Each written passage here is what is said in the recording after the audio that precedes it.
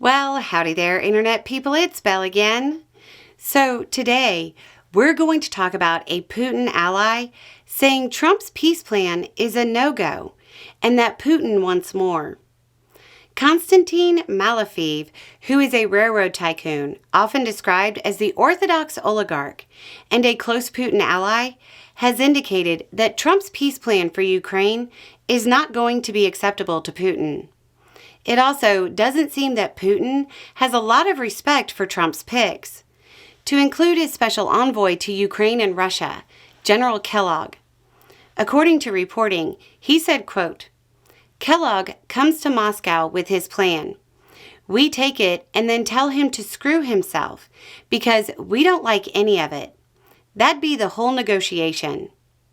He went on to say, quote, "For the talks to be constructive, we need to talk not about the future of Ukraine, but the future of Europe and the world."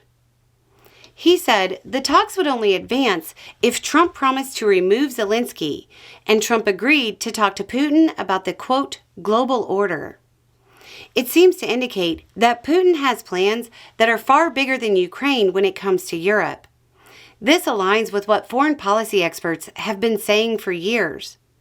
The Institute for the Study of War has said, quote, "Prominent voices within the Russian information space continue to emphasize that Russian President Vladimir Putin is uninterested in a negotiated settlement to the war in Ukraine that results in anything less than total Ukrainian capitulation."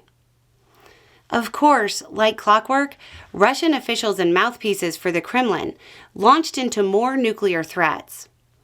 At the same time as this rhetoric is emerging, Russia is visibly having significant trouble with its economy, and the ruble sitting beyond the symbolic threshold of 100 rubles to $1.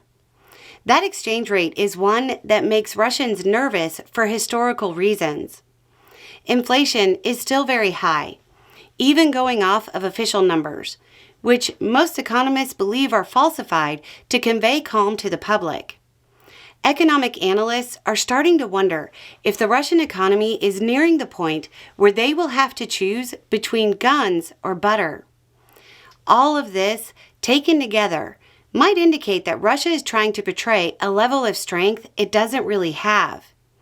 Putin has done a lot to keep the military machine moving and has done a lot to prop up the economy in the face of losses without economic returns. But the piggy bank he's used to keep the economy moving is running out of rubles, and the rubles that are there are worth less and less. Russia's National Wealth Fund probably has another year's worth of money if Moscow burns through it at the same rate it has since 2022. But stagflation fears are spreading throughout the country and the elites. Trump's promise of ending the war in a day seems to be evaporating rather quickly. Putin allowing somebody so close to the Kremlin to make statements this insulting about Trump and his envoy are an indication that Putin doesn't respect Trump the way some might have believed. Anyway, it's just a thought. Y'all have a good day.